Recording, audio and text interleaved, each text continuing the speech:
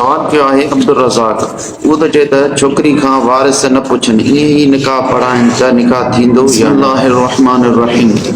जेकॾहिं वारिस शाहिदनि जी मौजूदगी में जेकॾहिं कंहिं सगीर छोकिरी जो निकाह पढ़ाइनि था त निकाह थी वेंदो, पर जेकॾहिं औरत बालिग आहे उन सूरत में उन जी इजाज़त खां बग़ैर निकाह मौक़ूफ़ थींदो, यानी उहा इजाज़त ॾींदी त निकाह थींदो, जेकॾहिं इजाज़त न ॾींदी त निकाह बातिल थी वेंदो। इनखे निकाह फज़ूली चइबो आहे। जीअं फतावा हिंदिया जे अंदरि आहे त ला यजूज़ु निकाह अहदिन अला बालिगिन सहीहिल अक़्ल मिन अबिन औ सुल्तानिन बग़ैर इज़्निहा बिकरन कानत औ सय्यिबन।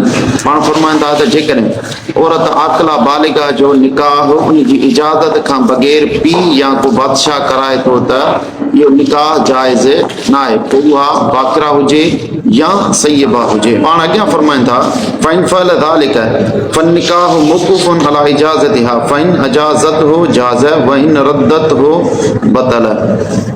पोइ जेकॾहिं बालिगा औरत जो उन जी इजाज़त खां बग़ैर उन जे वारिसनि निकाह करायो आहे त इहो निकाह उन जी इजाज़त ते रुकियल रहंदो। जेकॾहिं उन औरत इजाज़त ॾिनी त निकाह थी वेंदो, जेकॾहिं उन इजाज़त न ॾिनी, रद्द कयईं त निकाह बातिल थी वेंदो।